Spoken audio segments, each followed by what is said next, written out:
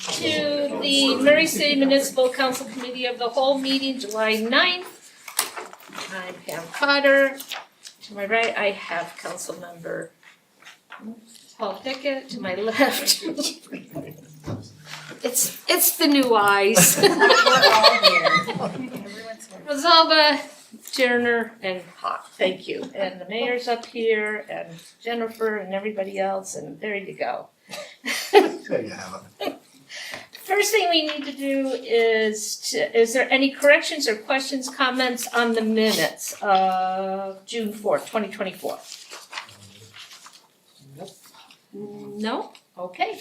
If there are none, I will take a motion. I move to approve the minutes from our meeting on June the 4th. Do I have a second? I'll second. I have a second, and we all in favor say aye? Aye. Perfect, great. So here we go. Yay, Murray North Station Area Plan. Discussion on an ordinance amending the general plan to adopt the Murray North Station Area Plan. Zachary Smallwood and Christine Richmond, and you have 30 minutes. We're back. Hi again. Hi! Yeah. Look what I found. Oh, hey, look at that. Fantastic.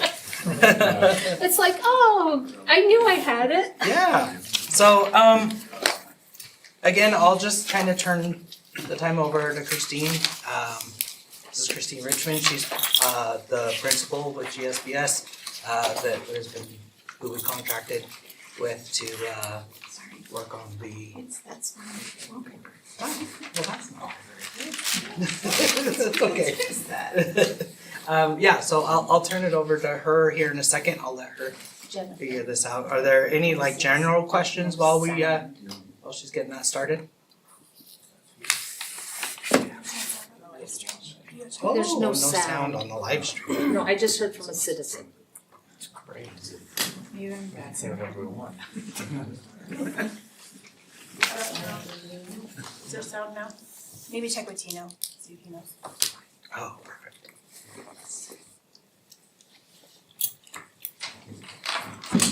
Well, somebody needs to talk. Okay, that's fine. I'll let Christine go ahead and get started. Well, I want to thank you for letting me come back. We had such a good discussion last time that it's a pleasure to, finish sort of talking about what's in this plan.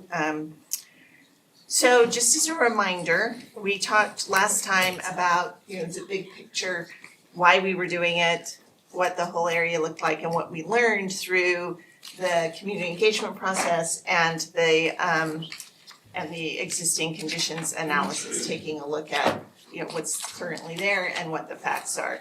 We've identified a series of areas, like broken the overall area down into what we refer to as character areas. And phase one, which is the first 5 years or so of implementation steps, are focused on this central core area that's in yellow on the big map and highlighted in white on the more detailed map. So what I wanted to talk about tonight is how what is included in the plan relates back to the values that were identified in the public engagement process. And just to remind you, those values include quality of life, safety, ensuring that the land use mix is supportive of a sense of neighborhood there, improving the connectivity within the area and the connections of the area to the rest of Murray. And focusing on livability and urban design as the plan gets implemented. So in terms of the quality of life elements that are included in the plan, we really are focusing on creating better public spaces and new destinations for people who live in the area, work in the area, or visit the area. These include a recommended station plaza that increases green space, adds tree canopy. If you remember this, that's one of the goals and one of the specific things we heard from area residents, that they would like to see more trees and shade in the area, and also creates opportunities for community interaction. And just to remind you, that plaza is proposed for, I can't remember how you taught me how to do this. And then laser pointer. Thank you. is this area right here that is currently part of the parking lot.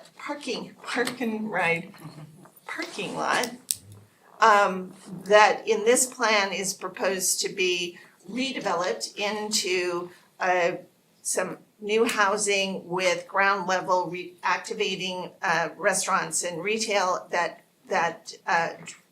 feed out onto the plaza, as well as a community anchor, something that focuses on the youth in the area and the need for residents in the area to have, community gathering spaces and things like that, both year round, so indoor and outdoor. And so the parking that is being replaced, that is currently in the surface parking lot, will be incorporated into the parking garages that are envisioned as part of these new developments. So we're not losing the park and ride spaces, we're just putting them within the developments themselves.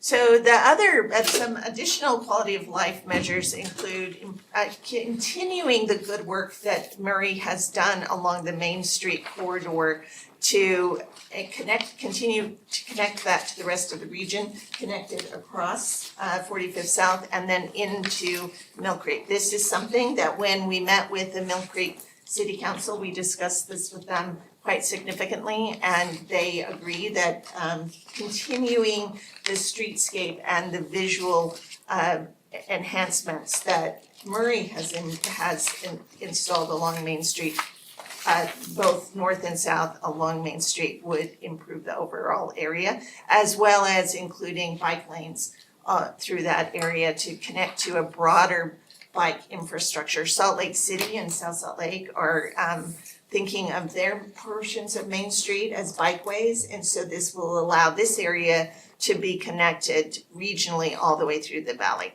And then also, as we talked quite a bit about this last time, which was to add a grocery to Main and 4500 South. This will address the need for access to fresh and healthy food in the neighborhood. This can also help to address some of the struggles we've had around cars and parking in the area. People who are living close to transit, we always like to think that maybe they won't need as many cars, but that assumes that they'll be able to get to the things that they need without that car. And right now, the people who live in the area need their cars to get groceries and other necessaries of life. So this plan envisions a food hall, if you will, more like an indoor farmer's market, access to fresh food on the main level of the building that is proposed on the county's property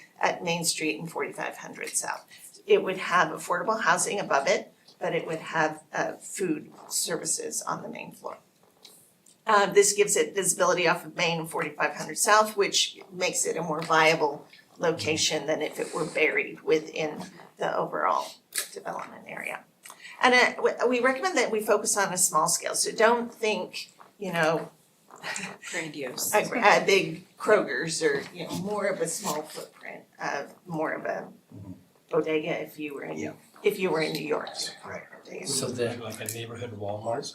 It could be like a neighborhood, well, that might even be a little bit bigger than we're thinking. If you've been there's, my office is in downtown near the Gateway. There's the store. The store. Yeah, that is, That is so cute.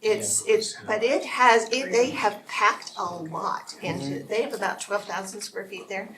And they have a salad bar and a ready food bar, they have a meat counter, they have a really nice, so they can really pack a lot into a small. Or even like the 15th and 15th. 15th and Harmons 15th, yeah. Could be that same No, concept. those are more higher end grocers. So They, is that gonna work in a Well, predominantly affordable housing area? The one that we refer to, the Harmons, is, Immigration Market. It is a little bit more expensive. The store is not, its price point isn't quite that high. But it may require some subsidizing of rent for a while to really get it established. And if you remember, one of the recommendations in the plan is to continue to encourage affordable housing in the area, but also encourage market rate housing. That will help to address the viability of the retail in the area. There's already retail spaces there that are not, that are empty or have a lot of turnover. And increasing the expendable household income within the area will help to address that as well.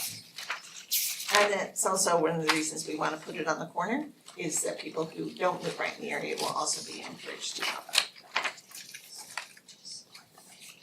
So other quality of life measures recommended in the plan includes the system of parks and greenways. If you recall, last time we talked a lot about adding a greenway system that begins, it's already there, and you're part of the station area along Big Cottonwood Creek. But continuing that as development occurs along the creek, continue to include that as part of the development programs for those properties, but also create a greenway that runs parallel to the tracks line. There's a part of that there already, which is one of the stretches that we heard a lot about adding trees. It's a little hot along there right now. Especially, yeah. So adding trees would help, but also extending this. There is an opportunity to cross 4500 South in that way with a bridge that comes across, and then extending it further south. Also using the Main Street crossing at 4500 South to extend it here south this way in order to tap into the trail system that is planned for your Main Street area and for the central Murray Central Station area. We're hoping to eventually connect to the park. So that allows this really nice system of green and parks to really come together in this area. And also adding new parks. As development occurs, and there aren't as many opportunities here in the core. I know there's a little parcel here. That's your parcel, right? That we're working on. That will add additional green space. We talked about adding green to the plaza, also incorporating some green space into this area of future development. This is the county property, so having a small part of that become green space, as well as taking advantage of the green space that's on the south side of the intersection of 4500 South and Main Street. So those are some of the ideas for how to do that in the area.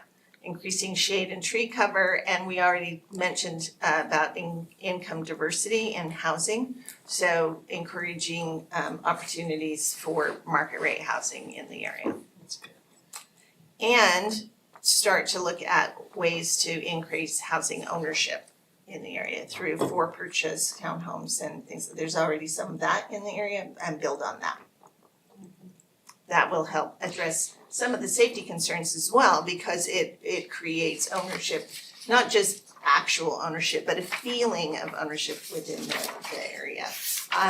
The other strategies for increasing safety, and it's a big section in the plan that has a lot of recommendations, has a lot of information that relate to how the built environment can positively influence safety, and a lot of reliance on CEPTED. Yeah. Community, or no wait. Prevention. Oh yeah, crime prevention. Yeah, thank you. Thank you. Crime prevention through environmental design. I freeze Yeah. every time. I know what the words are, I get them in the wrong order. And then also, as we mentioned, youth programs, and then community and neighborhood programs, particularly an opportunity for people who live in the area to get to know each other and enhance that, the social network there, so that they know they can rely on each other. And rely on each other in sense of sponsored activities as well. We have talked a lot in the plan about re-embracing the brand of Fire Clay. We did talk about that last time. If it's not Fire Clay, there should be a brand of the neighborhood so that people have a sense of, place and ownership. We recommended Fire Clay because it has already been there. Some people still recognize it and not always in a negative way. And so there is a recommendation to embrace a branding, and we discussed this with the Mill Creek City Council as well, and they're on board with that. So a joint branding between the two communities would be very helpful. You can have sub areas within the overall brand so that you can, the core of the area or the Mill Creek area, they can have sub areas within the overall brand. And there it is, right there on the screen, crime prevention through environmental design. The plan embraces the concepts of CPTED. And if you recall, when we talked about, I'm going back to the map, when we talked about the future redevelopment of the foam factory property immediately to the west of the station, we talked about putting additional housing there, but designing that development in such a way that it increases visibility through the development towards the station platform itself, so that people can see what's happening all the way down here and they can see what's happening all the way up here. That is, having the ability to see what's happening, getting eyes on behavior is important. And restoring this part of the grid so that you get additional circulation. We can't completely eliminate dead ends in this area, but to the extent possible, creating additional circulation in there and eliminating dead ends to the extent possible through that redevelopment. And then also additional services. This is part of that, having a community anchor in the area that will increase a feeling of ownership. And also access control, filling in sidewalk gaps, making sure that shrubs and trees are pruned to allow people to see what's happening, and just overall maintenance. I have to say there were several times when we visited the UTA, not to gang up on UTA, but we visited the UTA parking lot and it was full of trash, and which just sort of the feeling there is nobody really cares about this area, I'm gonna behave badly. So that's an element of CPTED to make sure that it looks like people care about the area. Improve lighting and implement proactive policing and public safety, and then addressing parking. So as you know, we did a pretty extensive evaluation of parking in the area, and what that parking analysis completed by our subconsultant Township and Range found was that west of the station, there were significant challenges around parking, and that it actually is contributing to turnover within the units there. So once again, a lack of ownership, a lack of feeling of connection to the neighborhood. When people move out of those units, what they usually cite are the challenges related to parking. And so as we are looking at the redevelopment of this particular parcel, adding additional parking there that would allow some shared parking to help address some of the parking on the west side of the tracks there is one of the strategies that we've identified. That might require some offset in terms of development costs through the RDA would be one of the tools that could be used in that way. And then talking about land use. So as part of the plan, we identified a number of opportunity areas, a number of parcels that represent immediate and short-term opportunities. These include the UTA-owned properties that are the surface parking lot, but also the mobility training center and the storage huts that are to the south. That will require UTA to relocate those activities, and they are actually in the process of trying to figure out some locations where that might be possible.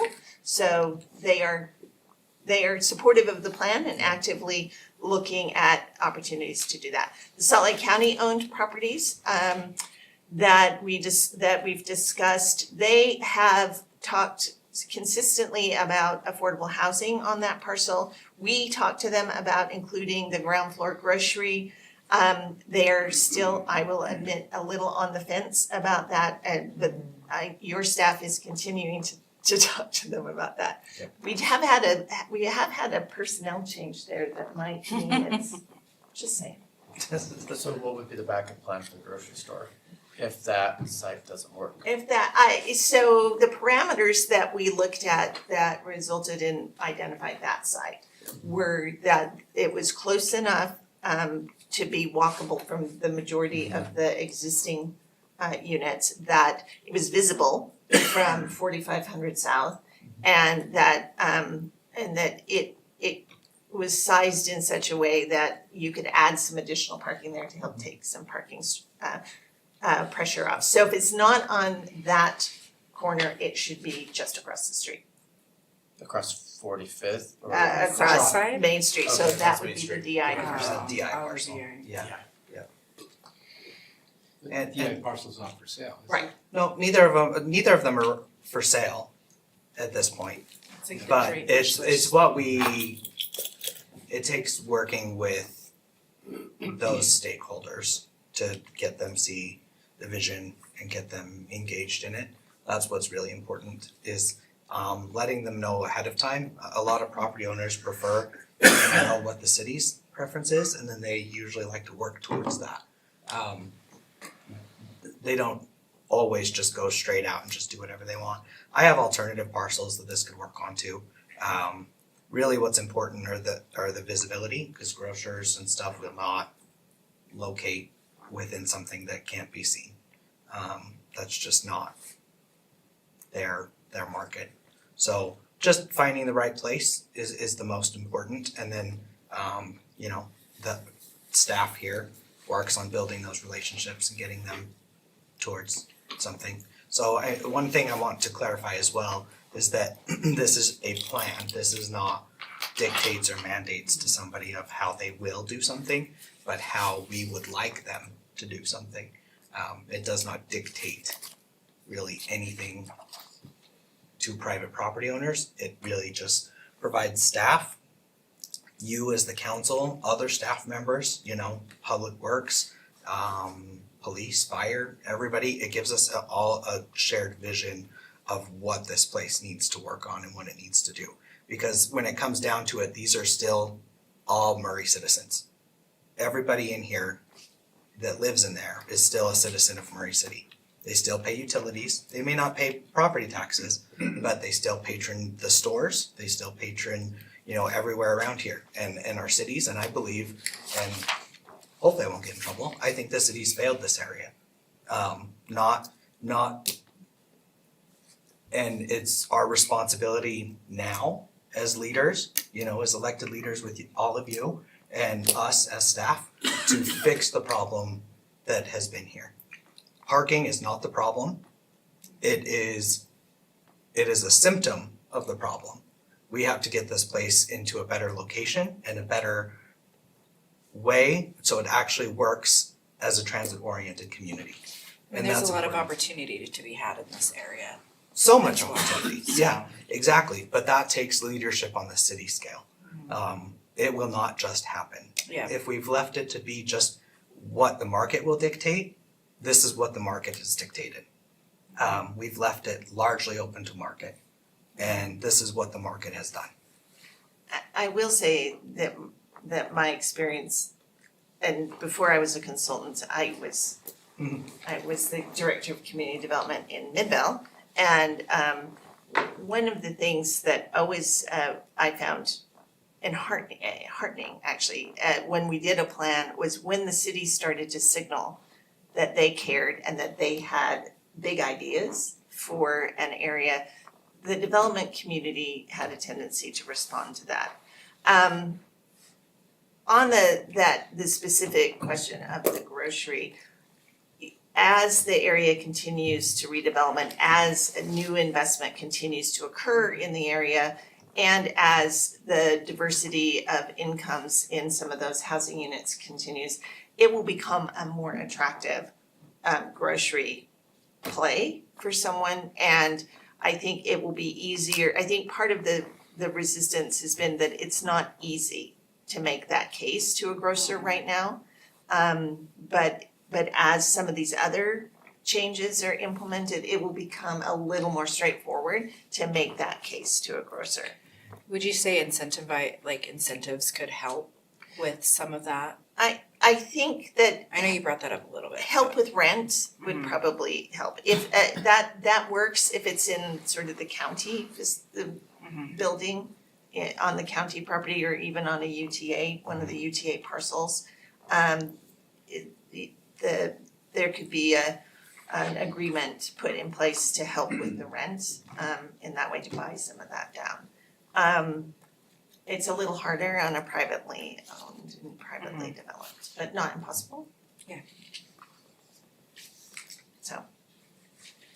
We have 4 minutes. Okay, well, we can skip through, Okay, cause we've To talked about question- yeah. Atlas and all of that, yeah. so and we talked about the connectivity recommendations last time, so let's do questions. Now we've spent some time with it. So the piece of property that Salt Lake County owns Mhm. and where the old sheriff's department used to be, Mhm. is Salt Lake County going to take care of it? Has any of that discussion been brought up since our last discussion, which was, I don't know how many weeks ago? Two.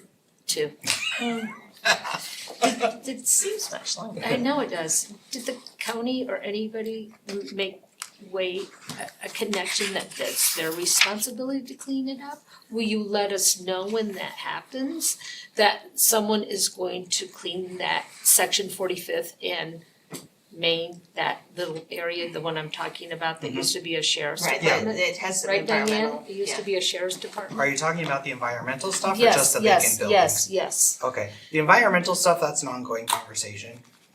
We have to work with them and UTA and figure out what's going on that property.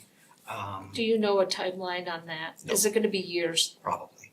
Well, they've been, hopefully not, they've been, so they have been exploring that and working on that. They have had a number of avenues of trying to figure out how to fund the cleanup that they have gone down, and so far, none of them have panned out, but they are working on it and trying to figure it out. Will you let us know if anything comes Of course, yeah, within the next 20 years? yeah, pretty much. You know? Yeah, yep, Didn't take bully on that long, I but know. we'll go with that, yeah, okay? yeah, I will always throw that out. for sure. Okay, so we approved this plan. It's an area of the city, like you say, that has not been given a lot of attention. So now what? So you can talk about Yeah, that. I will talk about it. And- The end of this plan, sorry, go Can ahead. you also include what Mill Creek's involvement is? Oh, yeah, we Oh, can definitely Like do add that. to your. Oh, I'll do that while he's Okay. scrolling. So the city of Mill Creek has adopted the plan, the version of the plan that you have in front of you was adopted by Mill Creek. If you make any changes to the plan, which is fine, we'll just take those changes back to them to agree to, and then once both city councils have adopted it, it goes to the Wasatch Front Regional Council for certification. Once it's been certified, then it's the staff and elected and appointed officials of the two cities working with UTA, Wasatch Front Regional Council, and other stakeholders to follow up on the implementation steps that Zach is pulled up in front of him and he's So- gonna talk about. Yeah, so the last pages from page 77 to page 89 are a concrete list of what people will do in years 1 through 5, and then years 5 through 10 and 10 through 20. That gives us actionable steps that we, and so like, for example, I'll just give you one in the let me find a non-controversial one. Oh, come on. Trees. Okay, let's see, Parks and Greenway System, update impact fee facility plans to reflect implementation within the station area. That says that Murray City and Mill Creek City will work in the next year to appropriate some of those impact fees to work on greening up this specific area of the city. When the city council adopted the parks impact fee, for example, one of the selling points of that was that there are these new higher density higher density areas with low to no park facilities. And so when we are working with these, this is where we should concentrate the money, is around these areas. Because these, are at, I think is it 2,000 units? Yeah, 2,000 units are located in this area. So Currently right now. Currently right now. So that's 4,000 people that have access to very little or no park at all. And so it's important to focus those monies that the city as a whole has made to funnel that to there. So, that's an example of something in year one. So I mean, that really is just us saying, hey, we've invested, I can go back to the state, because all of this is being mandated by the state. They want to know how we are actually doing this. And so what we can do is take this and say, hey, we said we were going to do this in the first year, this is how we've done that. So this is an actionable plan. This is not something that gets put on the shelf and never thought of again. This is going to require a lot of planning staff, and it's going to require a lot of city staff time to work on.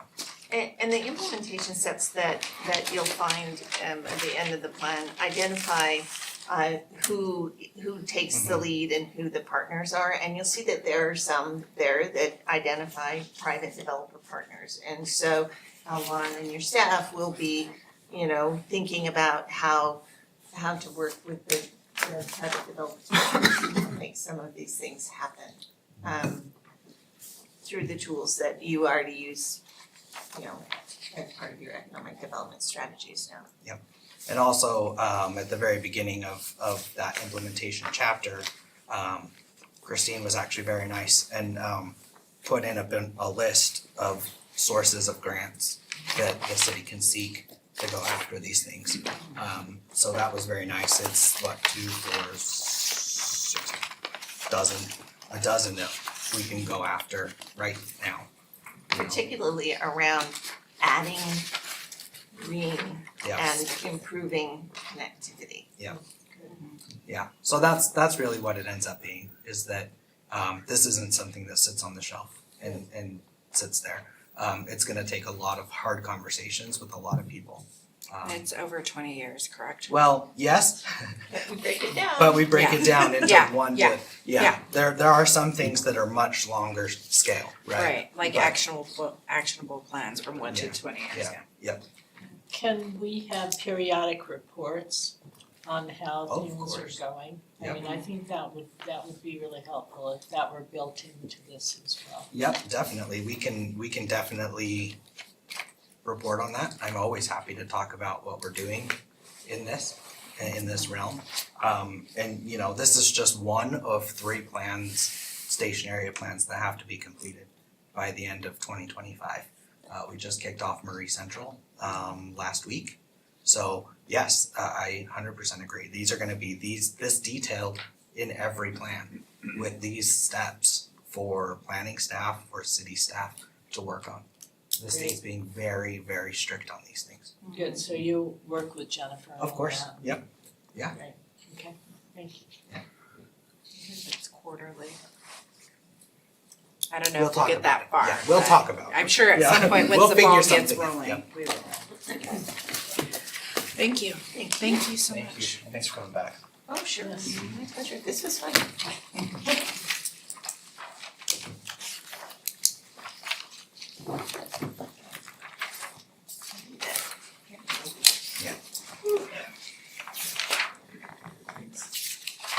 Thank you. Okay, we're on to discussion item number 2. We are discussion on an ordinance amending the zone map from R-1-8 low density single family to R-2-10 medium density residential for property located at 115 East, 6600 South. Whose district is that? Is that, okay. That's Adams. Great. Yeah, this was a request by Mr. and Mrs. Kitt. They are looking to change the zoning of their property to allow for a twin home. So sell both sides, so it has a shared wall in between it. So it's not a duplex. Duplex is owned by one entity and has 2 units. So they are looking to in essence, build a second home on the property. This is allowed by the future land use does support this change. R210 is one of the Did you say allowable it's gonna uses. be twin homes? Twin home, just one. The property is Right. not big, yeah, so No. just one twin home. That's what I, Yeah, yes. Flag lot right next to it. yeah, yeah. Right. There's not a lot of space there, There's not a lot of space, but it is oddly big enough for a twin home. Yeah, really. So, yeah, we were surprised as well, because we wouldn't have taken an application if it On a wouldn't even. for a twin home, what are the setbacks on that? So it's the same as any other single family dwelling, that would be 25 in the front, 25 in the rear. I believe it's 8 on the sides. And then, but the divising wall, obviously, you can't have 8 feet for the shared wall, so it's 0 on that interior side. So parking spaces, it's 2 per dwelling is what it says, that in twin homes, they have 4 spaces. And Which is standard for all single family homes. we're counting 6200 south as part of that, or how are they gonna fit this on this land? That is not really, I don't wanna sound rude, but it's not really what's up for discussion. Cause if, what we need to look at is this zone appropriate for the area? If they can or cannot do it, that's up to them as owners and possible developers of the property. If they can make it pencil, whatever, they'll still have to meet those requirements. What's important is to determine whether this zone is appropriate in this location.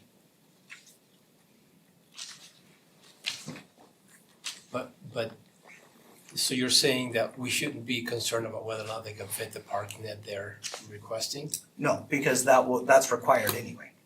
If they can't, they won't do it, they couldn't do it. Okay, okay, Yeah, good. yeah, so if they can't make the parking work, they couldn't build the twin home. Okay. Yep, we wouldn't permit it. But street parking is not counted as Not part of that. counted, no, It has to be contained. it does have to be all off street. Thanks for clarifying. Yeah. So yeah, the planning commission did recommend approval of this application. So yeah, I'm happy to take any, Are there any twin homes in the surrounding area? not that I'm aware of, but across the street are condos. Condos and apartments? Yeah, at RM 25, I think, so 20 units per acre already. oh, so they're condos, not apartments? I think those ones are condos across the Oh, street okay. there. Thought they were apartments. Okay, whatever. Yeah, they're condos. I almost moved into one. And then Adam, I believe you sent me an email about Yeah. the, Somebody sent one to the council about ditches. yeah, so it was the ditch company just mentioning that the kids do have a canal going through it and have rights to it. So they'll just have to work with the ditch company on either whether they're piping it or however, before the ditch company would give their approval on anything. So the company has to give approval before any construction will take place. So they're building it over the ditch, or is that part of the? It's not really part of it, they just have to work with the ditch company to figure out how to deal with it. Either they either pipe it and move it around somewhere or, cause they have shares, water shares on that, so I highly doubt they'll wanna get rid of them. But It's very valuable. yeah, so they'll just have to work within the parameters of the ditch company.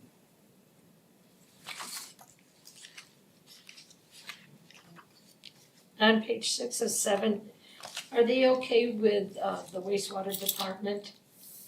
Made the following comments, approve the zone map amendment and noting the property is serviced by Cottonwood Improvement District for sewer. All future sewer work must be approved by Cottonwood Improvement District. Are they okay with that?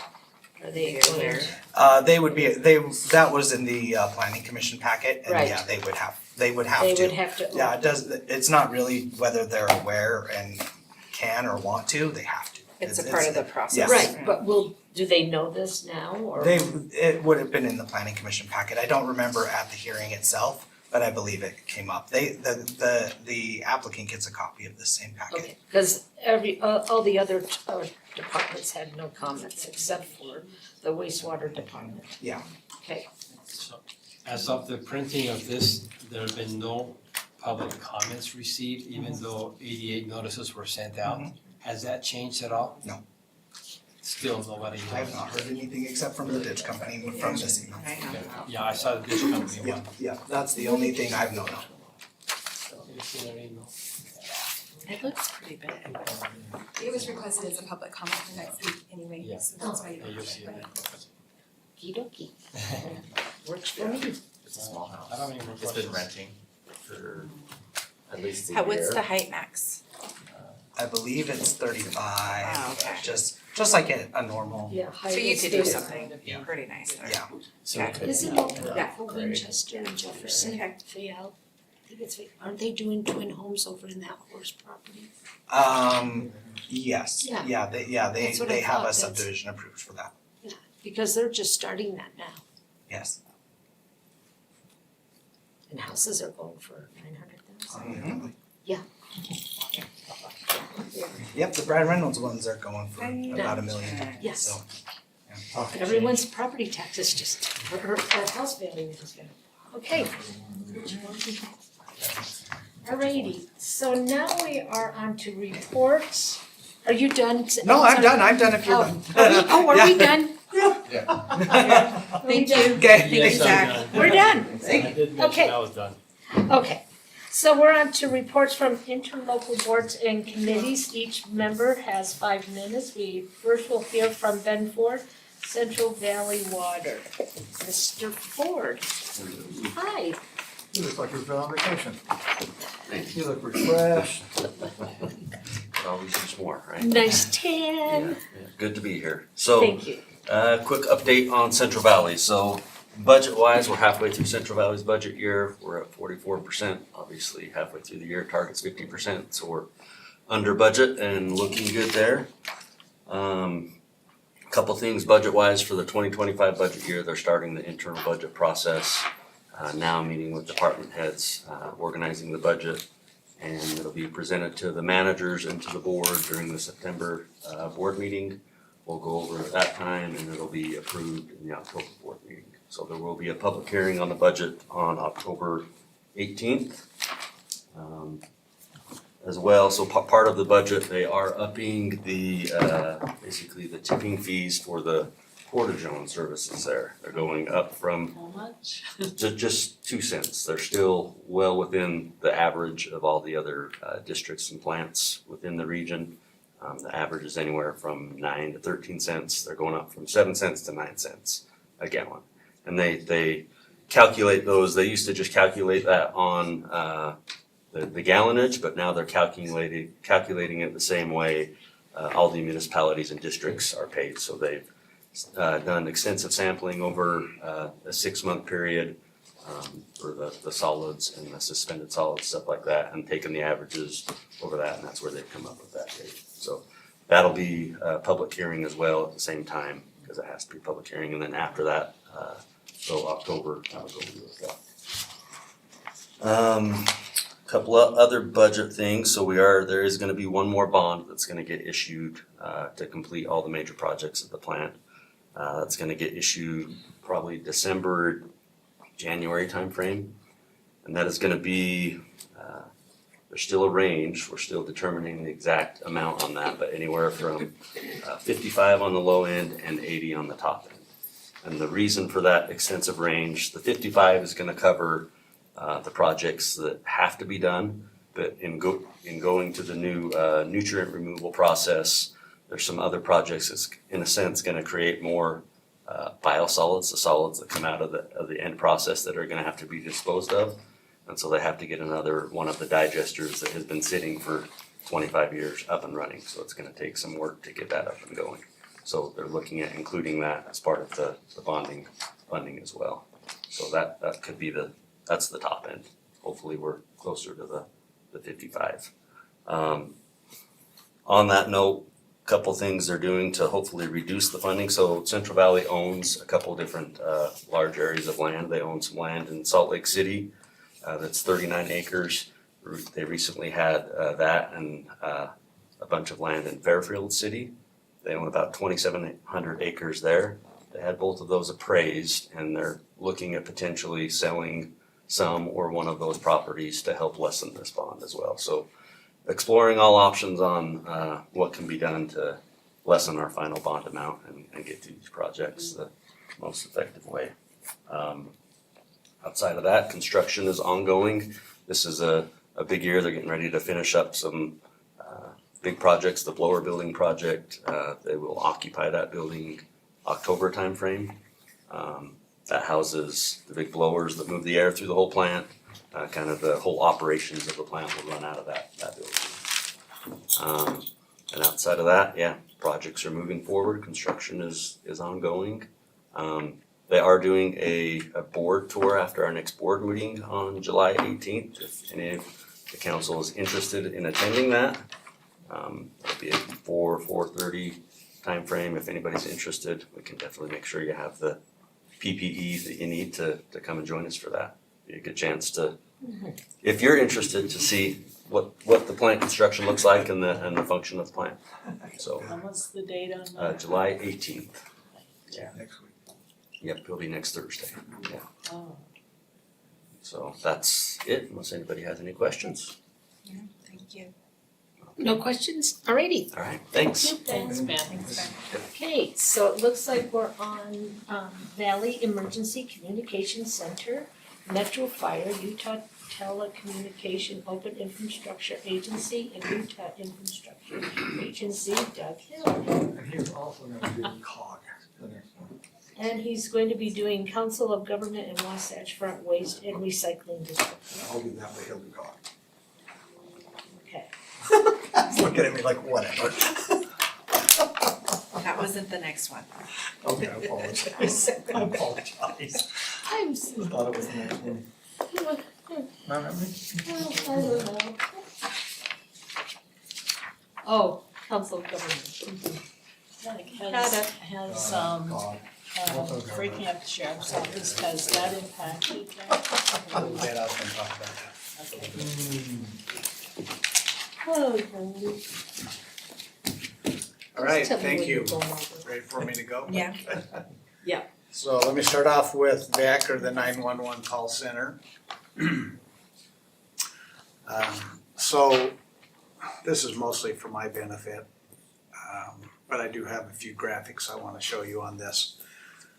So VEC recently went live with the Utah Highway Patrol. So VEC is working with all of the agencies in Salt Lake County now, with the exception of Salt Lake City and Sandy City. The Highway Patrol is the latest to come on board, and that's significant because up until now, whenever there's been an accident on the freeway, VEC has taken those calls, which has, and as you can imagine, there's a lot of accidents on the freeway in Salt Lake County. And that has resulted in VEC having to transfer those directly to Utah Highway Patrol. They've had their own call center. Now that we're all integrated, VEC doesn't have to transfer those calls. They can actually dispatch Utah Highway Patrol to the accidents, which has brought down the transfer rate of calls, which has sped everything up out there. So that's been a real good thing, and has brought the VEC in compliance with the state mandate in reducing the number of calls down that have to be transferred. The within the last few months, there's been two big retirements at VEC. The executive director retired, and then the finance director retired. So VEC has recently, just in the last couple of months, hired a new executive director and a new finance administrator, and they're on board. And actually, I was involved in those interviews and they're very impressive individuals. The executive director has national experience in working in call centers and has also worked in the private sector with developing software for call centers. And he actually lived here locally, happened to just transfer here to Utah not long ago.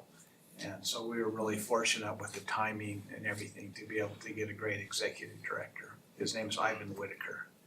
And like I say, I've been really impressed with him so far. Diane brought this up. So with the split of the sheriff's office from UPD, that has created some challenges for Vic because they've had to work out now who is going to be responsible for what. And you probably read in the newspapers that the sheriff's office wants to keep some of the specialized responsibilities in the sheriff's office. Things like the search and rescue. I can't think of all of the things that the sheriff's office does. And then the 3 cities and townships, Holiday, Mill Creek, and Midvale, and then the 4 townships are going to still stay together, and they're not changing the name. They're still going to be called UPD. What's that stand for? Unified Police District or something like that. Unified Police Department. Yeah, Unified Police Department. So Vic has been working out some of the software issues with now those 2 entities. Who are the four? Yeah. I'm sorry, go ahead, Diane. I was just gonna say, I figured there would be repercussions as a result of that, it was gonna be confusing. Who are the 4 townships since Magna became a city? Yeah, I was just gonna say that They're because in holiday. 2027, they have to be a Townships city. are, so Magna Is a city. Still a They became a city township, I and think. Yeah, it's Yeah. not a city. Yeah. They're a city now. they just became a They city. just became a They city. did? Yeah. Anyway, I was just curious to know if that was, if they were still working with them. doing Yeah, it. Magna's I still. know, I should know better than to If Question they're a about city, I Magna. wasn't aware that they were a city. That's right, we still have our people there. That's right. Don't mess with us. It's interesting. You're now Murray. And then the last item, I know I report on this every time we talk about it, is, and they've been under a lot of pressure for a number of years to improve their performance in answering times, call answering times.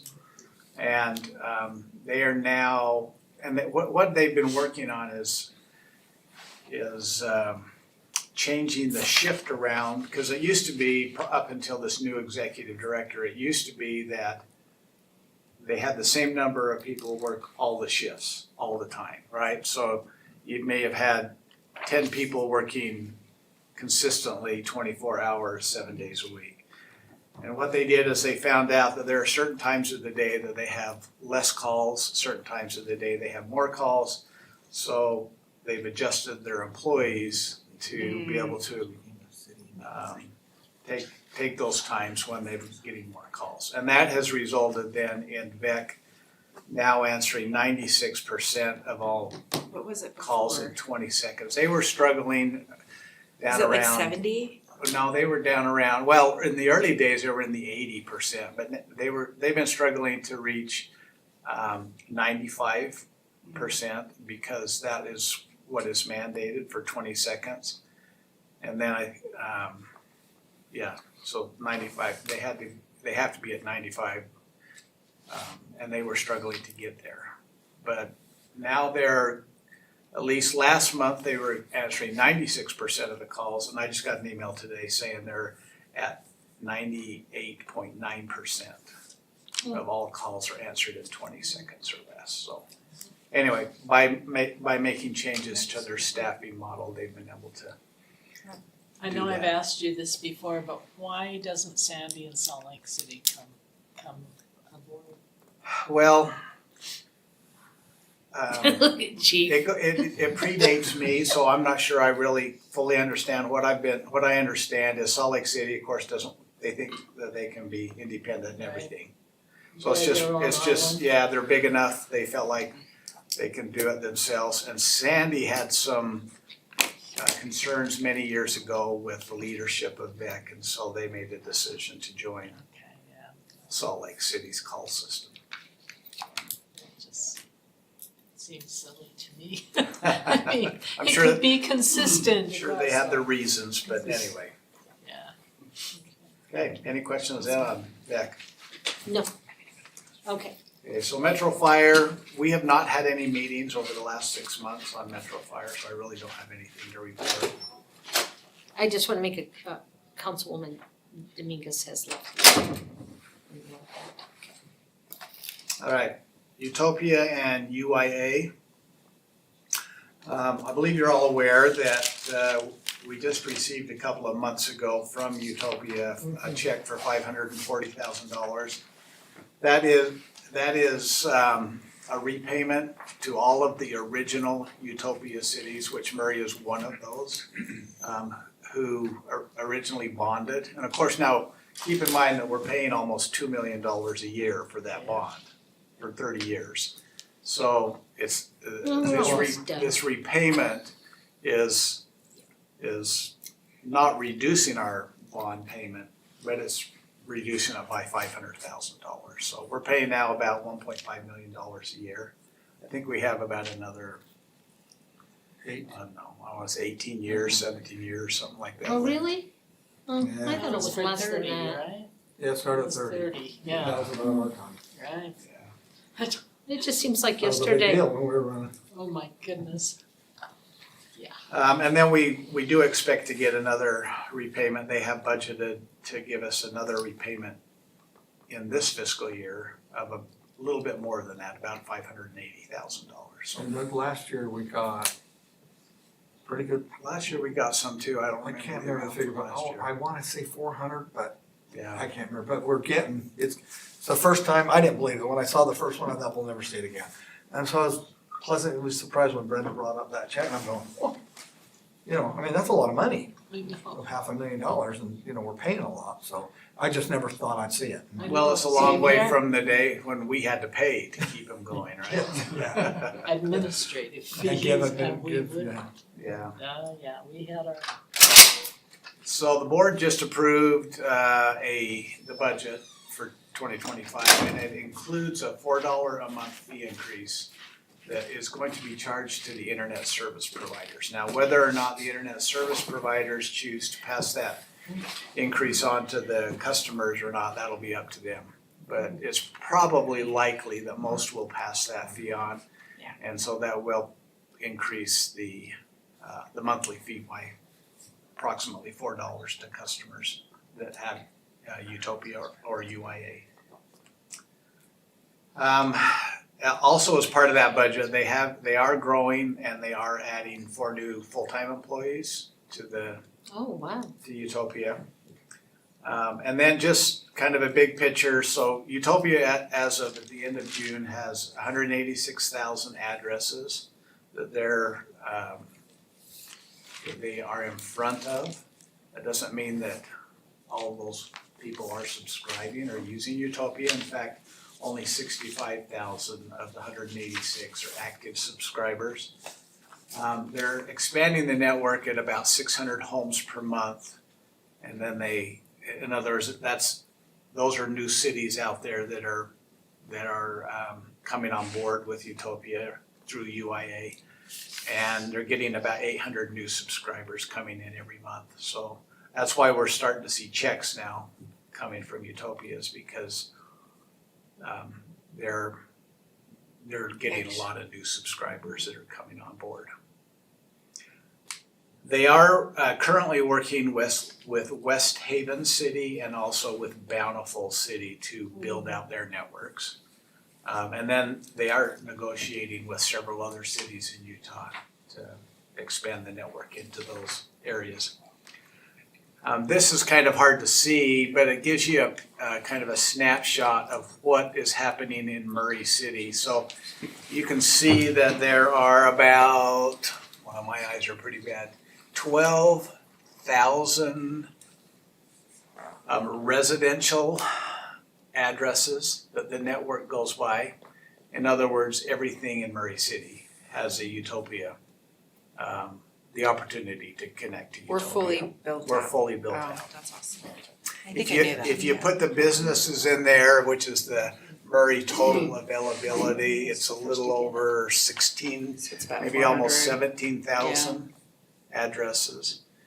And then you can see that on our number of subscribers that we're getting about, what is that, 3,500, a little under, maybe 3,300 800. residential subscribers. And then about 4,000 of, if you throw in the businesses. And so if you put that into a take rate, Murray City is sitting right at about 30% take rate for residences. It goes down a little bit when you throw the businesses in there because a lot of the businesses are subscribing to other providers besides Utopia. It's a little closer to 27% probably. They close or. Yeah, more competition on the business side. So, 30%, so when you say, how does 30% compare? If you look at Murray's 30%, you can see in May 24, that last column on the right, you can see what some of the other cities are doing. So, some cities, well, what's the big one there? Maybe Morgan. Utopia is probably the only game in town in Morgan. Morgan and Woodland Hills and So they're Tremont. getting a 67% take rate. The lowest one Midvale. might be West Valley City. Some of those other Those numbers like Montana. I've never Bountiful. understood the West Valley No, City, the I lowest, that can't makes either. no sense to me when they were so involved, like they were Yeah. the leaders of Makes this. no sense. It's all advertising, Oh, I'm Can sure. you ask the mayor?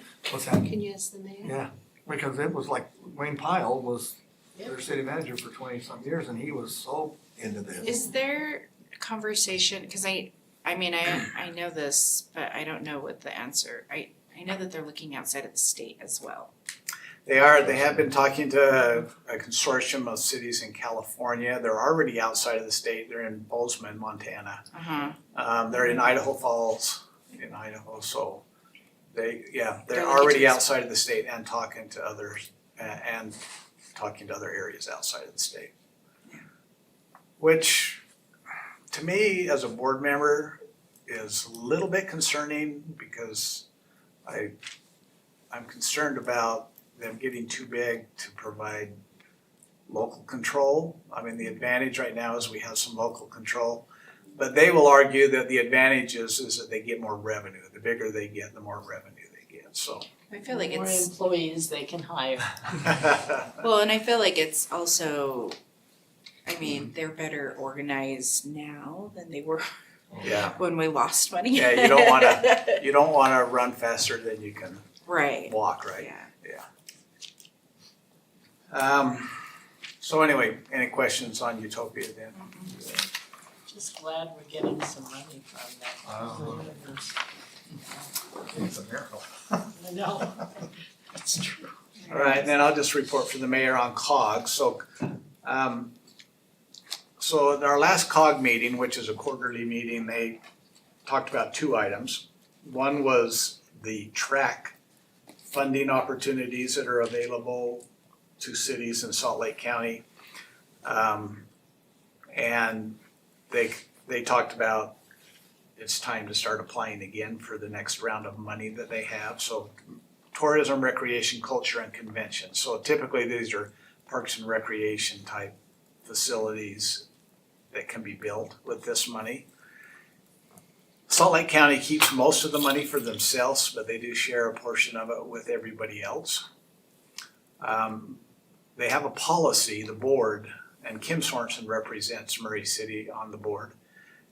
They have a policy on the board that says you cannot apply for more than you can't have more than 3 projects on the books at any one time.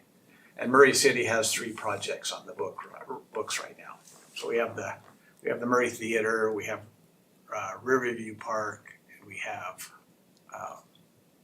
Woodstock Meadows Park. So we are not eligible this year to apply for any new funds. Kim wanted to apply for money for the swimming pool, But we'll have to wait until next year, once we should have all 3 of those projects off the books this fiscal year, and then we'll be able to apply. Oh, I thought Riverview was done when I went over there to look.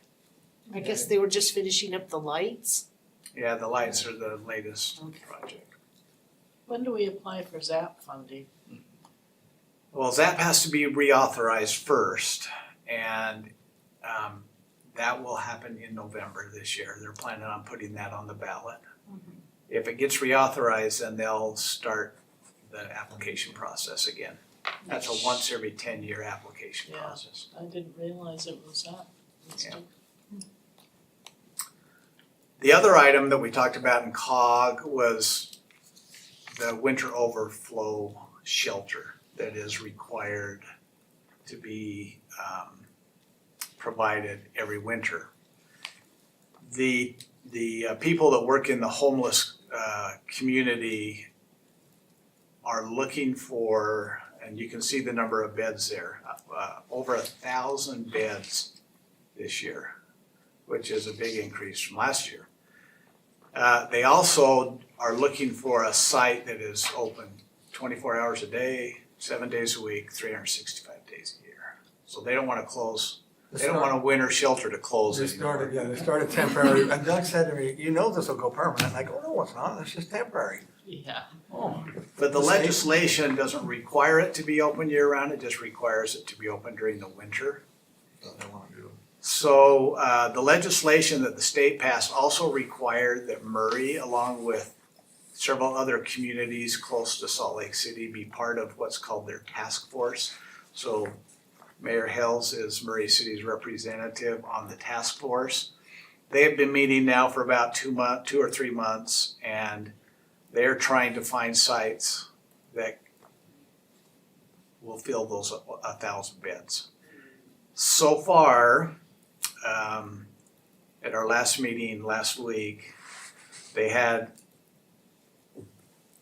3 potential sites. They had a site in Sandy that was the old American Express Center. West Valley City, which had a winter shelter last year, was willing to open theirs again this year. And that's a city building. And then Mill Creek said that they would be willing to provide a site if they needed to. And that's all that's come forward. And so none of those are for a sure yet. Sandy's basically saying that their community probably would not accept a homeless shelter, so they're not sure whether they will support one in Sandy, but They have one in Sandy. They converted. they have a women's shelter in That's, Sandy. okay.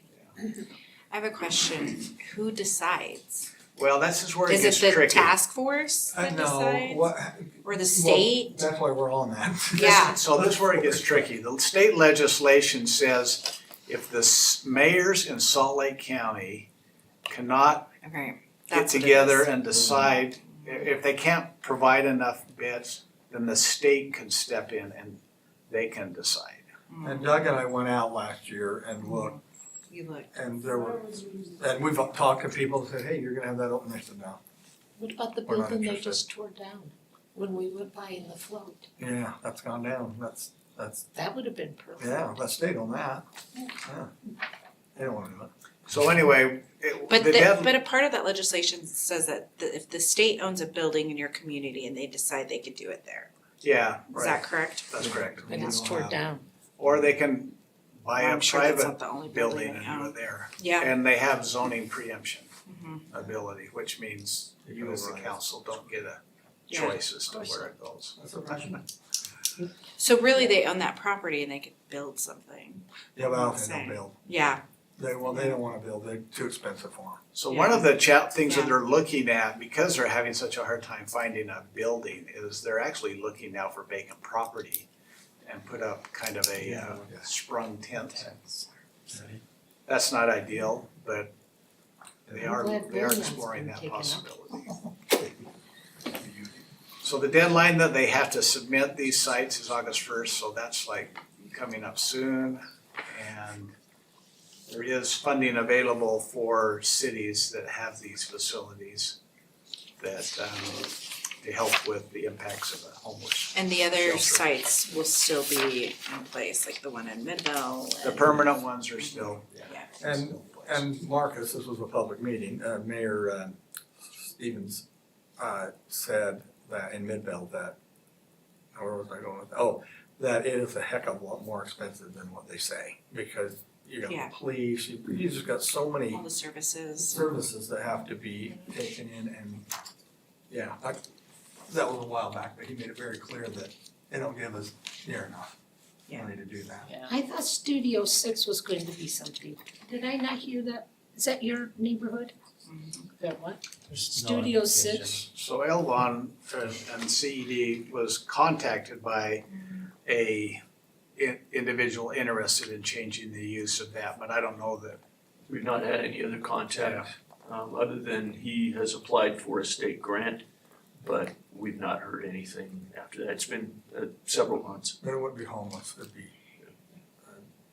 Apartments, right? Or, It would be very low income. Come, Yes, okay. very, very low income. Right. And it would be a combination of housing and rehabilitation for those people. got it, okay, got it. And there's nothing in Murray. So that's my report. Any questions? Thanks, Doug. Thanks. Okay, you what? Oh, we're behind. Oh, my goodness. I'll do mine fast. Oh, we're man, okay, we're okay. We don't need to go, we're fine, I'll No, just take the no, rest of the half an hour. we're fine. Don't throw me in a panic here. Where are we at? We're with Mayor Hales, right? I'm right there, Wasatch Front. Oh, yes, Wasatch Front Waste and Recycling District. Mayor Hales, you have all of 2 minutes. Thank you, I'll make sure I get them. Working on, Timer going. time's up, okay. Okay. Well, for what we refer to in Wasatch Front Waste and Recycling District, they're working on a compliance to follow through with HB 107, which requires the cities and districts publish in a newsletter, and we're probably gonna be doing the same thing, a newsletter on the city's website, approximate tonnage of recyclable material collected by the city's hauler.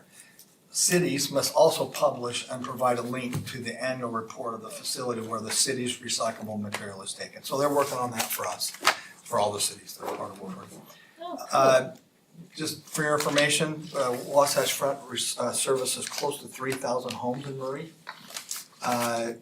This past month, I think it was May, had 246 containers to residents during the month. That's huge. Murray uses those. They're big on that. Our neighbors had one on yesterday, and it seems like it's working like they'd hoped, that a neighbor would call another neighbor and say, hey, we've got this container, come on over, and it's being filled. So they're being used, and they're 50, in Murray, I don't know whether they're in other cities, but Murray, we charge $55 to rent a container. Hot loads, that's from the fireworks. We had one, believe it or not, at Longview where kids were lighting fireworks and then put the fireworks in the dumpster and caught it on fire. I believe the fire department had to come. dangerous. Holy work on that. moly. But you know what? Happens more often. It's hard because we're preaching to the choir, because the people that are not here are the kids that were doing the fireworks at the school. Anyway, so fireworks, batteries, chemicals, and at Longview it was fireworks. But and then they have got, you went through this, Diane, when you were there, but people say, what can you recycle? They're always asking that. It's interesting how that's always up in the air. So they have got an app that you can download, and we're gonna advertise that in the Murray Journal, and our newsletter, and it's called Recycle Right. And that, you'll just be able to find out what you can recycle. And so we're gonna get into that big, because that's a question, and it ruins. If you put in stuff that's not Yep. recyclable, then it ruins the whole load. So we're gonna focus on that with I them learned and that start when advertising I was that. with you that day. Yeah, Anyway, Yeah. that's my report. okay, Thanks. thank you. All right, so we're on number 4. We are on discussion on an ordinance amending section 2.62.120 of the Murray City Municipal Code relating to employee holiday vacation. Adam Hoff presenting 10 minutes. Okay. Sorry, I just wanna say real quick, we're not planning a break today because there's 2 items on the council meeting, so we Oh. actually go till 6:20. Oh, okay, good. Man, I'm sitting here going, oh, Sorry, I'm only gonna take 2 minutes. Okay, so we wanna amend the holiday code. Currently Christmas Eve is a half-day vacation. This adjustment would change it to a full day, and employees would keep it if it lands on the weekend. Currently, if the half-day lands on the weekend, employees lose the vacation day. So they would have, if it's on a Friday or Saturday, they would have a 4-day weekend in the process. So they get it no matter what. And they get it no matter what. So, the confusing part in the code that you saw in your packet, where it drops it from 3 employee appreciation days to 2, is cleanup work from the Juneteenth. Apparently on Juneteenth, that's what they changed, so that's, yeah. We're kind of like the mechanic going in there and fixing something else that needs to be fixed while we're working on one thing. And then also the financial impact, it says on the cover letter, it's 40,000, it's actually 30,000. And 40,000 is lost labor, but we could really debate if we're losing any labor on that. wait, go back and say that again now, what? Because you trailed off your words. Alright, on your cover sheet, it Yes. says the budget impact is 40,868. Right, That's the lost labor for the day. The actual budget impact is 30,594. Sorry. that's okay, So, okay. And the police and fire will be receiving this as well? yeah, so that's pretty much going to those employees who have to work that day, cause they'll be getting holiday pay that day. Okay. I have some questions. So if you look at the back page, Murray, we're really outstanding. I don't know if it's a good way or a bad way, but right now we're at 14.5, where other cities are 11, 12, 13.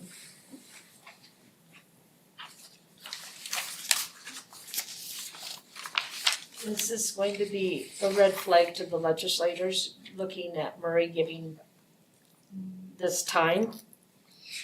West Jordan's at 14, we'd be only a day above them.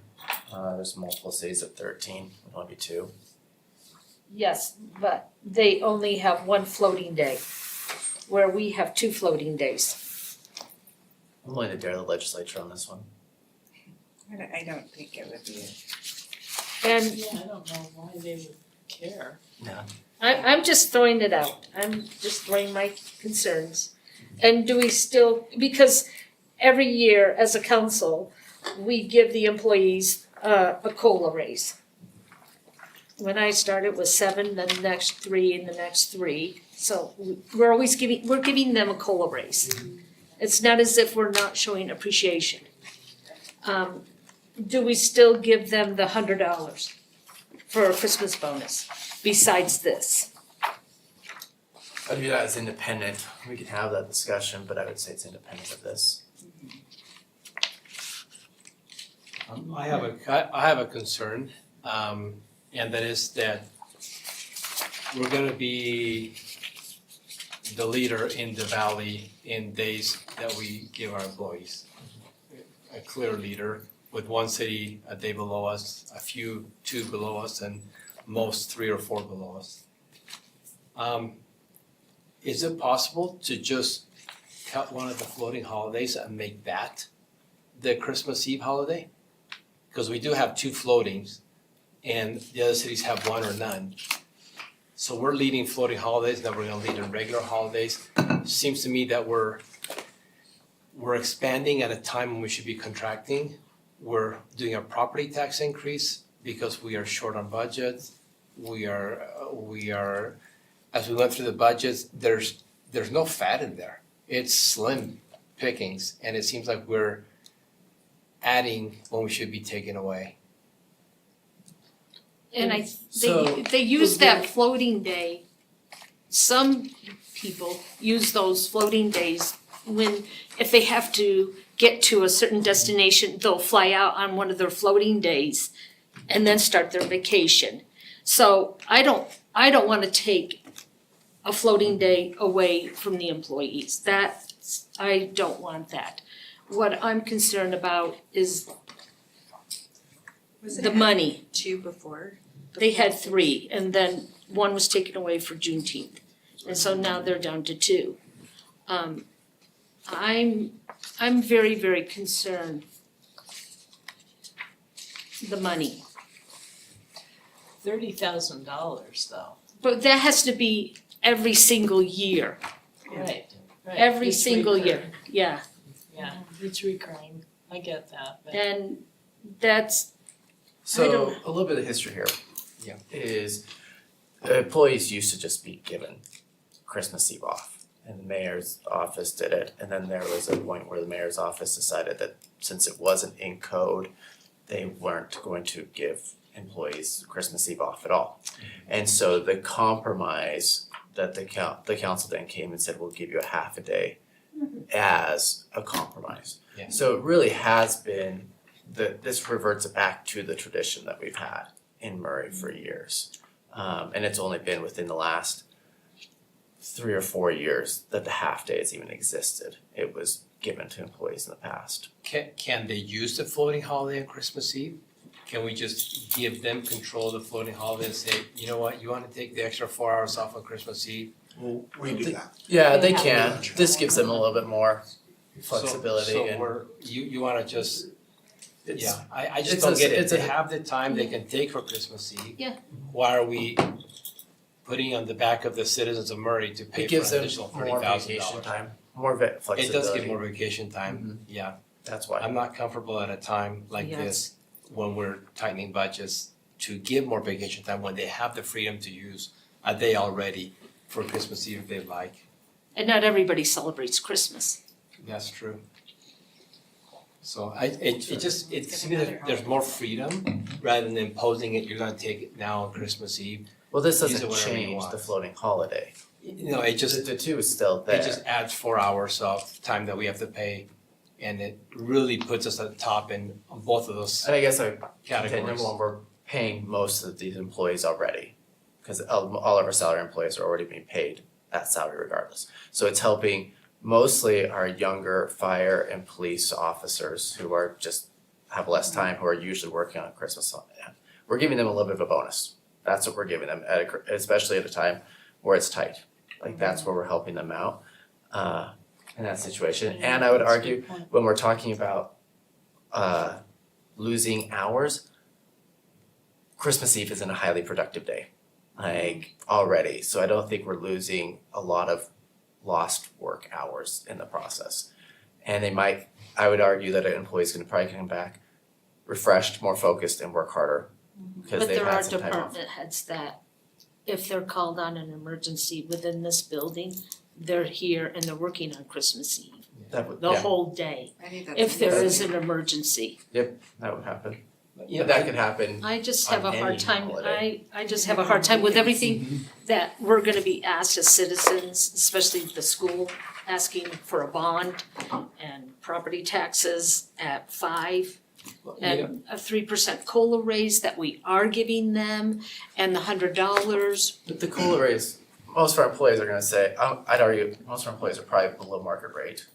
And like, one thing we can give them is a time off, so I think it is a way to show appreciation of They employees. have the time off, if Yeah. they choose to use it. During their appreciation days, the 2 appreciation days, they can use the 4 hours there, Now, or they can do. the only thing I like about this, what I do like about this is that it allows our emergency personnel who are working those days to receive the additional pay. I like that, okay? I think it's good because they don't have a choice. They're on the shift that day, they have to work that day, and it kind of helps them out a little bit. And that's where the majority of the 30,000 is gonna be hitting. And that would lean me kind of in favor of it. Everything I said still holds, but that would probably be the tiebreaker for me. I would want police and fire to be compensated for having to work on Christmas Eve. We're also assuming that everybody is and celebrates Christmas and of the Christian denomination. And that's Whereas other religions, they're probably using those floating holidays to celebrate their own Yeah. things. So we're assuming that their floating holidays they can use for Christmas. but we're not also taking into account that we don't know everybody's background or denomination or family makeup to use those floating holidays in other areas. And in a time that we should and retain staff and promote population growth, this is just one opportunity of doing that. I don't know. I think I could say I support it because I know what multi-generational families look like in my district and what something like this and opportunities can bring and retain staff as well. And we've always had historically great staff because of that, so. Yeah. Yeah, I also support it for that Yeah. reason, because whatever we can do, I mean, we have wonderful employees, and whatever we can do to help them and encourage them, and because they do so much for us. I even thought about that even after the 5th, not realizing the 5th was on a Friday and after a full day of everybody working on the 4th, they're expected to just come back on the 5th.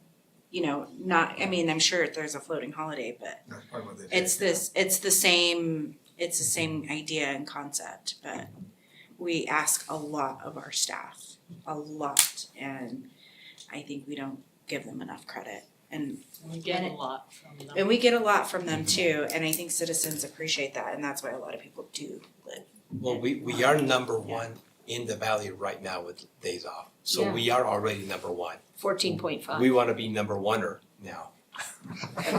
If that's a word. I mean, I have no issue with that. English was Yeah. second. That's what we're gonna leave this. but if we I'll don't, take that lead. if we can't invest in our employees and in our staff, I then mean, $30,000. it's not, Well, the fact that we're number one tells you that we value them. Yeah. Right? So to say that we're not valuing them by not voting for this is unfair. It's simply saying that we know there are limits that we can do with the money that they trust us to work from a resident in our district. They want us to be careful with that money. They want us to be very prudent of what we do with it. And if we're already number one in floating days, we're already number one in days that they get a holiday off. I think we're showing that appreciation to them. We're showing them, you're the best in the valley right now. we know that. Yeah, we're showing them that. Right, I don't think we're not dissing on them. We're not saying, well, now you can't have Christmas Eve, They can have Christmas Eve, they have the floating holiday. But I am concerned about police and fire. I am concerned about that. I'm concerned about all of them, so. Thank you for your input, I appreciate you seeing. Good discussion. Alrighty, so now we are on discussion on a resolution approving 2 purchases and sale agreements involving the city and Salt Lake County for the joint acquisition of certain real property located at 1193 West Winchester Street, Murray, Utah, and 1130 West Saddle Bluff Drive, West Jordan, Utah, to be used as a public park property. And I need to give some time to council member Paul and Councilmember Adam for a bit of time before you proceed. Let me start. So I just gotta disclose a conflict of interest. I work for the LDS Church. I've had zero impact with this transaction. Had nothing to do with it. It does not affect my employment, but I am employed by the seller of this property. And like Adam, I'm also employed by the LDS Church. I work for BOA Pathway, which is an entity of the church. I am in no way involved in this transaction. I wasn't even aware of this transaction until I was told an hour before the meeting that, oh, by the way. So I have no idea what's going on here. I'm just gonna say that I disclose that I work for the LDS Church. Thanks. And it's in my district. Hey, Yay! Anthony. If I can give just a few words. I was reluctant to bring this up with Adam and Paul because it's so remote, but the state law does require that there's this disclosure when you're an employee of an entity that the city's doing business with, so that's the purpose of that. I also wanted to point out that how we got here to the city council. So the city council by ordinance has established a policy for acquiring property. It's in the procurement code, has the general outlines of what we do when we get property. The case law in Utah, the case between, I think it was Logan Mayor and the city council, established that the executive side of this form of government manages the property, including purchasing and selling it. So typically, when there's a piece of property that becomes available and we're going to purchase it, the mayor has the authority to just go out and purchase it, to negotiate, as long as he's following the policies that are in place and the policies that he has also imposed, then we wouldn't typically come to you for your approval. And so the difference here, and I met with Councilmember Hawk and Councilmember Turner earlier. The difference here is that this transaction will include the county, another public body. And so I view that as closer to an interlocal agreement. And in interlocal agreements, real property acquisition does come to the council. So that's really the purpose of this meeting today and tomorrow, later tonight. You can appreciate, I hope, that when there's property that's for sale, there's a timeline. You enter an agreement, you've got a certain amount of time to investigate. In this instance, we're at the very beginning of the process. The agreement has not been signed because we haven't been to you yet. But after it is, it will then go to the county. The county will hold its meeting, I believe it's next week.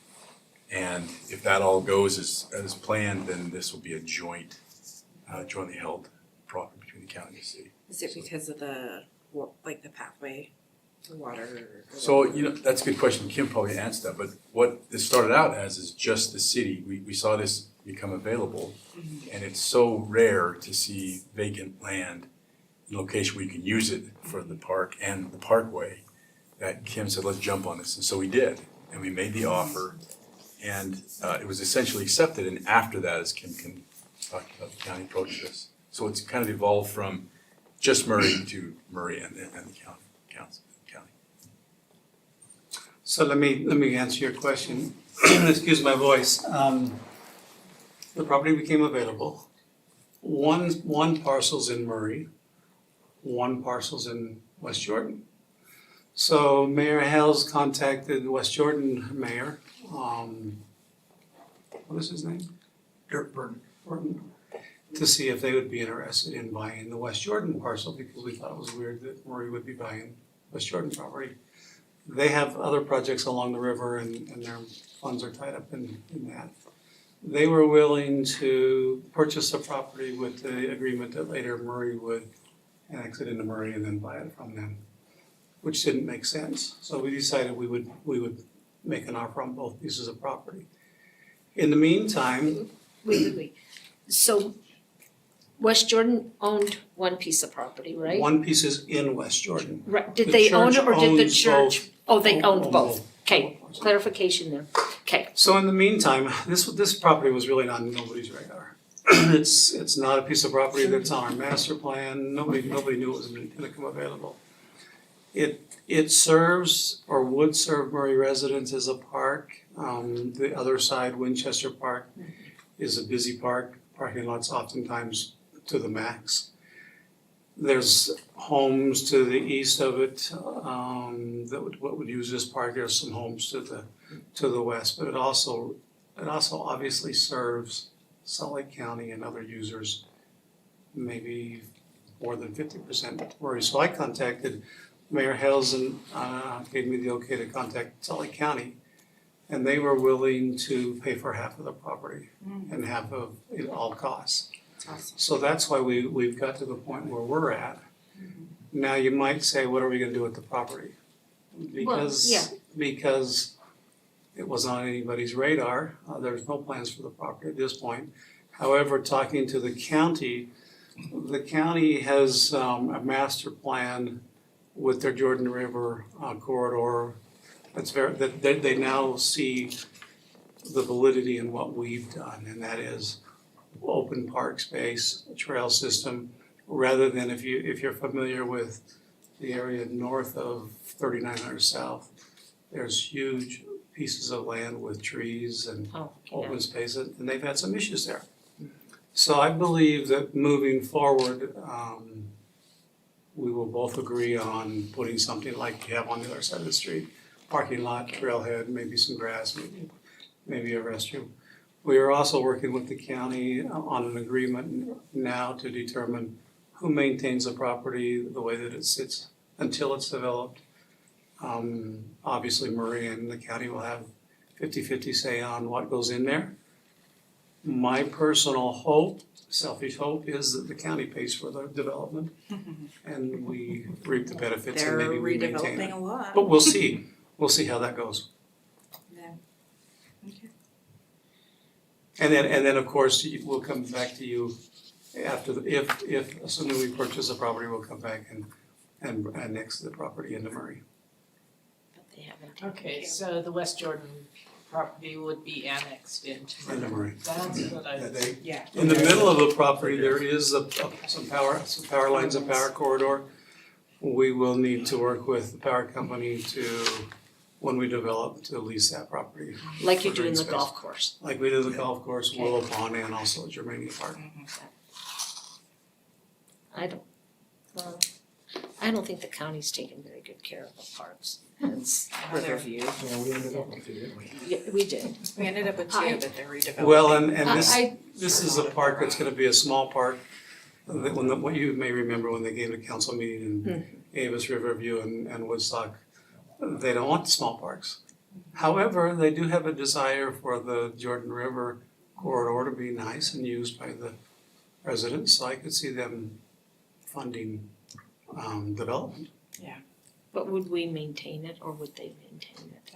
That would be something we'd have to agree, I- determine, Let's- but I don't believe the I don't think they would. county is gonna wanna maintain that I don't piece of think so property because either. there's nothing around it. Because I got a little bit of whiff that they're trying to get rid of some of their pools, their outdoor pools, because of not having lifeguards, but that's just a little. Well, mean- their philosophy now is outdoor pools, as you know and are going to come to know. Yeah. They're very expensive to build, they're very expensive to operate. Yeah. They're only used 3 or 4 months out of the year. So right now, we're just talking about the sale of the property as The purchase, far, and then as far as the agreements go, is that a part of this? Do we say now, hey, we want this, okay, so that will come at a later time, Yeah. okay. Could we just buy it off from the county and just own it? That was that was the initial thought, is we would just buy it. It just means we're spending More money. How much did- how much did we get? $2.2 million. $2 million. Yeah. I mean, if We're we could getting get the county to pay for part I know, I'm just saying, We could have, but we chose We not could, to. yeah, We use that and money for what the money did prom- we use to purchase that? we will use park impact fee. Which you would have to be a park, because you're using that park impact. Yeah, it would have to So be you used have as to a use that money, that, for that, open okay. space, yeah. And then on page 2 of 19, number 1.11, hazardous materials. Are we going to be doing that? Will Salt Lake County be doing that? So Salt Lake County has taken the lead on a phase 1 study. We will be paying for half of it. Okay. And we also are doing, of course, an appraisal on the property.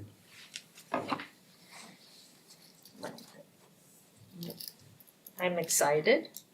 It's in my district, another green space. So I don't have any other questions. Does anyone else have any other questions about the purchase of the property on Winchester? I don't.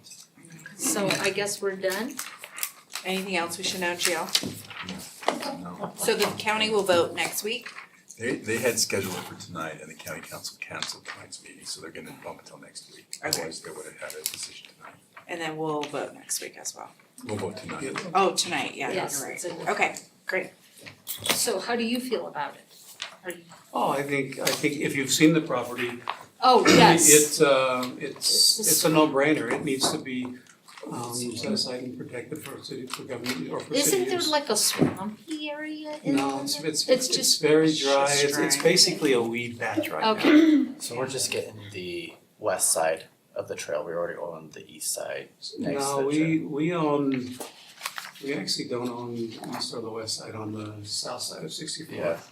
West Jordan owns the trail. Okay, and we We're were just, buying the property. okay. Yeah. west of And then Riverdale. will we own the trail? We've not discussed that, I don't know that we would want to, but we, I was just curious. West Jordan maintains it now and That's at fine. their cost, yeah. Well, thank you, I appreciate it. Okay, and we are adjourned. Thank you everyone for being here. Thanks.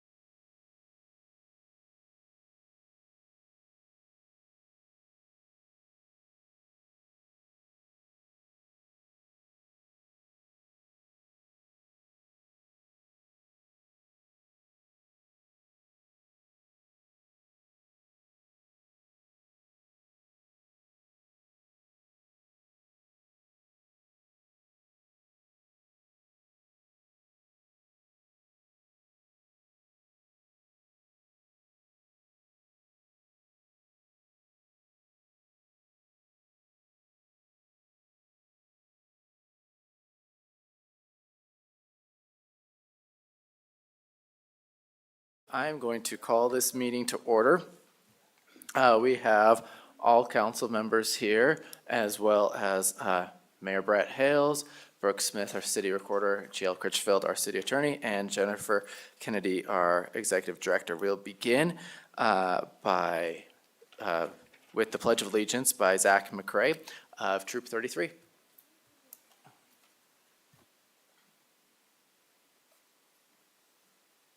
Will everyone please stand? Please honor your colors and repeat with me the Pledge of Allegiance. Ready? Begin. I pledge allegiance to the flag of the United States of America and to the republic for which it stands, one nation, under God, indivisible, with liberty and justice for all. All right, thanks, Zach. Our first matter of business is approval of the council minutes for June 4th, 2024. Do I have any agenda, or do I have any adjustments or corrections? No. Will you take a motion? I will take a motion. I move that we approve the council meeting minutes for June 4, 2024. I have I'll a second. motion, a second. So a motion, a second. All those in favor say aye. Aye. Any opposed? I guess that's a unanimous vote. So then, special recognition, we have Troop 33 here with us today, so we'd just like to have them rise and let us acknowledge them. They're a troop based out of Sandy and Midvale and Murray.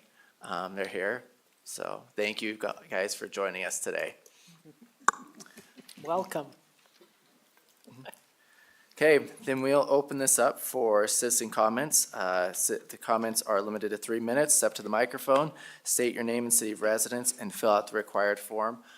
Patty has the form right there if you have any comments.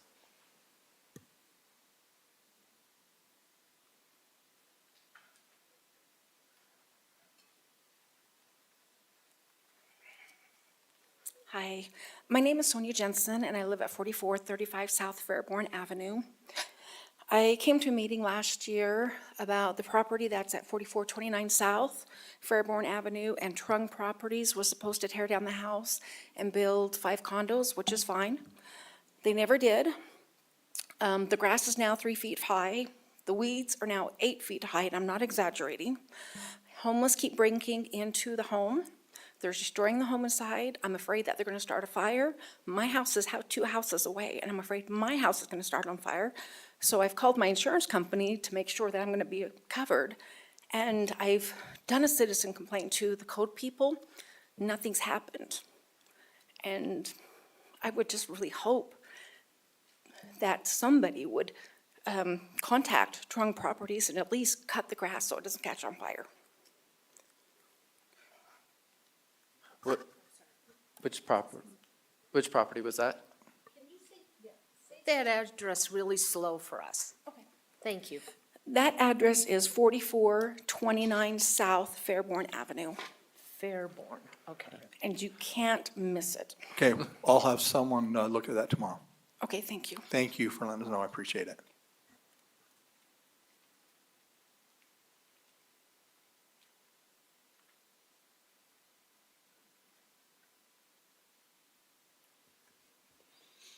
Okay, then I see no other citizen comments, so I'm gonna close the citizen comment portion of our meeting, and we will move on to the consent agenda. Our first item is to consider the confirmation of the mayor's appointment of Marshall Smith to the Shade Tree Commission for a term beginning June 2024 through June 2027. Mayor Hales presenting. Matt, come up too, will you? Matt told me the other day, you know, you don't recognize me much, so I said, okay, I'll have you start coming up to the. Hi, Marshall, how are you? Good to see you. Good. He didn't say that. Oh, Matt, they know me, trust me. And they know you, trust me, so they know you didn't say that. And Matt can't wait to get on that ladder and get that tree up. You know, we're ready to put it up next month, so every time I bring that tree up, he has a little PTSD where he's going like, oh, please. He lived on that tree for a while, so. For about a month, weren't you up there? It seemed like it, anyway. So we're excited.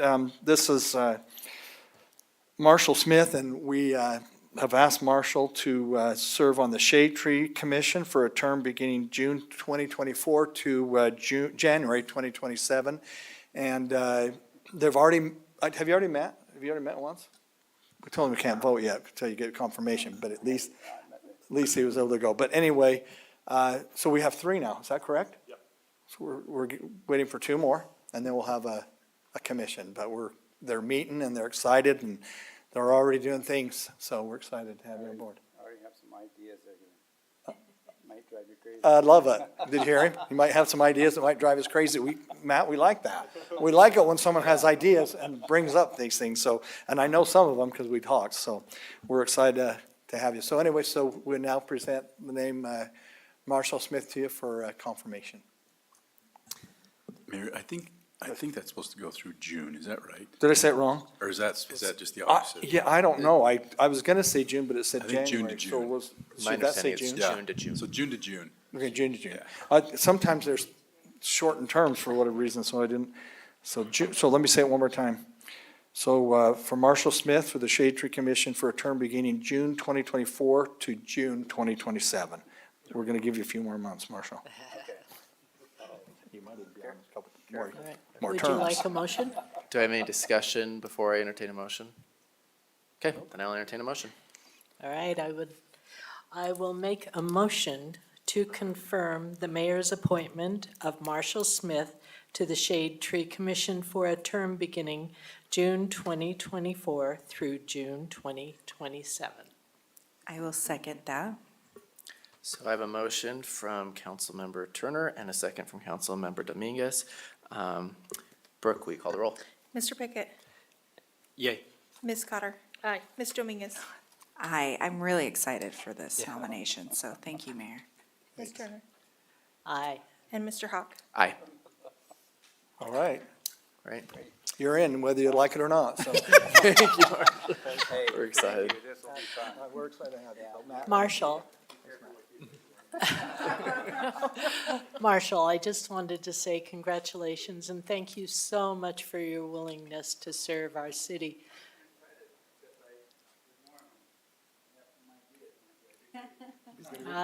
No, you'll be a wonderful addition, so thank you. And he's working with some great people. Yes, great people. Thank you. All right, we will move on to our one business item, which is a discussion on a resolution approving two purchase and sales agreements involving the city and Salt Lake County for the joint acquisition of certain real property located at 1193 West Winchester Street, Murray, Utah, and 1130 West Saddle Bluff Drive, West Jordan, Utah, to be used as public park property. Kim Sorensen presenting, and before Kim, I will take a moment and I have to disclose a conflict of interest here. The seller is the LDS Church and I am an employee of the LDS Church. I had no direct impact in the negotiation or sale of this property, or for that matter, knew about it until about 2 weeks ago when it came in my agenda packet. And I would also like to make a disclosure that I am employed by BYU Pathway, which is an entity of the LDS Church. And I have just learned of this sale. I have no knowledge of it, nor do I benefit in any way by this sale or of this property. Okay, thank you. You all work for the LDS Church. There's 2 of you? They're hiring. Thanks, council. As Adam mentioned, we're asking for you to pass a resolution allowing us to purchase 2 parcels of property just west of the Jordan River, south of 6400 South. 1 parcel is 3 acres and 1 parcel is 2 acres. We spoke about it in CLW, and I'll entertain any questions. Do I have any questions? No. Okay, then I will entertain a motion. I move the approval of the resolution approving 2 purchases and sale agreements involving the city and Salt Lake County for the joint acquisition of certain real property located at 1193 West Winchester Street, Murray, Utah, and 1130 West Saddle Bluff Drive, West Jordan, Utah, to be used as public park property. I second the motion. Okay, I have a motion from Councilmember Cotter and a second from Councilmember Pickett. Brooke, will you call the roll? Mr. Pickett? Aye. Ms. Cotter? Aye. Ms. Dominguez? Aye. Ms. Turner? Aye. Mr. Hawk? Aye. Oh, I got to turn on. All right, then the resolution passes. We will now move on to the mayor's report and any questions that he has. All right, yeah, we have him. I was so excited to see it was 10 minutes into the meeting that I forgot about my report. I was ready to walk away. What we have to let you know that with the fires going on, we deployed 3 Firefighters? thank you. Very Thank you, Rosalba. You're 3 welcome, Mayor. firefighters, and they're deployed to Moab to assist communities responding to the Central Utah fires. There's other fires going on also. You've seen those on TV. And so they are deployed already, so. Also, this Friday will be a dine and dance. It's line dancing from here in our plaza here at Murray City from 5 to 7. And there will be food trucks and there'll be line dancing. And so we expect everyone to be there and show off your line dancing. So. Friday. Are you gonna be there, Mayor? Line What's- dancing? What's that? Yeah, I'll be The there. 12th? Is that the 12th, Friday? I don't know, I'm just It asking. is the 12th. Yes, that's correct, ma'am. The 12th, What time again? 5 to 7. 5 to 7. Yep. We thought we Send us a wanted to try it calendar. out and just see how our plaza worked. What's that? Send us a calendar invite. Okay. That's how we do I'll send one to things. Jennifer. I'll get you one, Jennifer. All right, so anyway, also, we just wanted to thank, we've already thanked him in our department head meeting, but we wanted to thank him here for all the departments, Kim's department with the fun day, as Jennifer will tell me, fun day, not fun days. And all the departments. I mean, we had every department involved and they worked their tails off. And so we just, we think about 45,000 attended is what it says here. And so, and the parade, you all know, you were there, it was packed. They were all over on both sides of the streets and up Vine and down State. And then the activities during the day were well attended. And then the concert that was the Beatles, Imagine, they call themselves, they were great. You were there, Adam, I saw Adam, and they were amazing, and then the fireworks were wonderful. So a big thanks to all those involved with the fireworks and also with the fun day. We're gonna have to change that, Kim, to fun day. Does that sound bad, fun day? Or we could just add another day to it. Oh, yeah, I tried that one time. Gosh, I thought I was gonna be in trouble by Kim, but anyway, but yeah, it was great success, and so thank you for all those that attended and participated. Yeah, thank you to our parks and public works and everybody that was a lot of work, but it was great. So with that, I will entertain a motion to adjourn. I move to adjourn. I second. Okay, we are adjourned.